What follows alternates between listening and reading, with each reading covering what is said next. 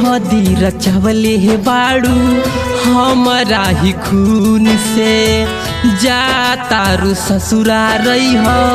तू सुकून से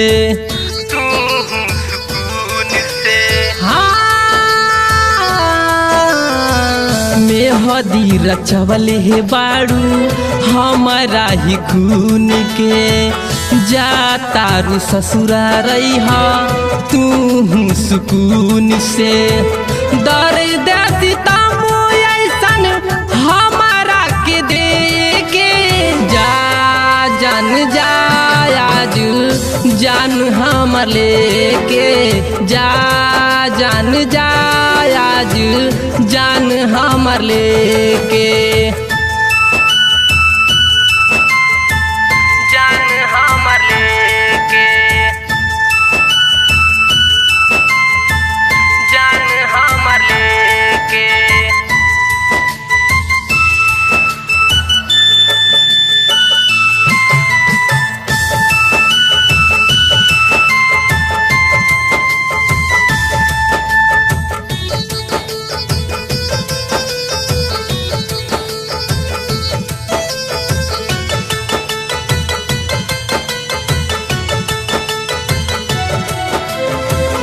कोई नहीं भरोसा तुह पे अपनों से ज्यादा तब काहे तोड़ दिहलू हमारा से वादा काहे तोड़ दिहलू हमारा से वादा कोई नहीं भरोसा तुह पे अपनों से ज्यादा तब काहे तोड़ दिहलू हमारा से वादा तोहरे सिवा ना अखिया दूसरा के देखे जा जान जा आज जान हमर लेके जा जान जा आज जान हमर लेके जान हमर लेके जान हमर लेके म्यूजिक बाय दीपक कटरिया।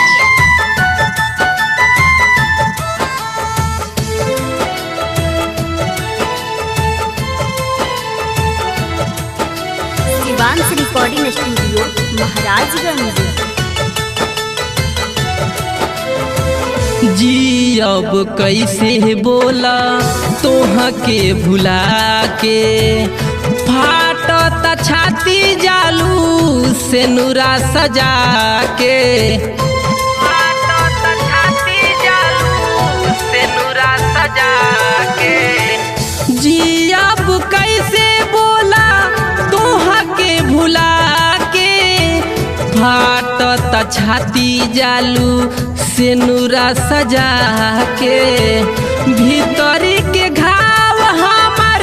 केहू न देखे जा जान जा आज जान हमर लेके जा जान जा आज जान हमर लेके जान हमर लेके जान हमर लेके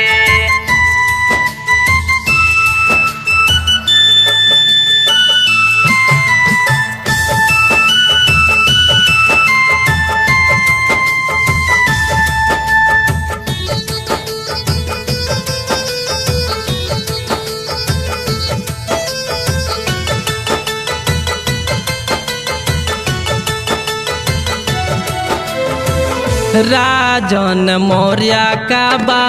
हाल हम बताई बीनी तमिलत नइखे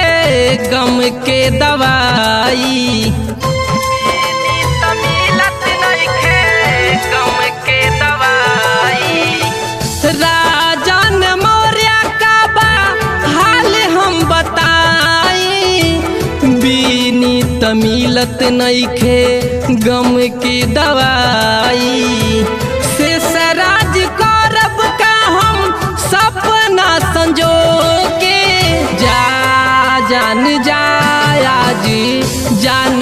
हमर लेके जा जान जा आज जान हमर लेके।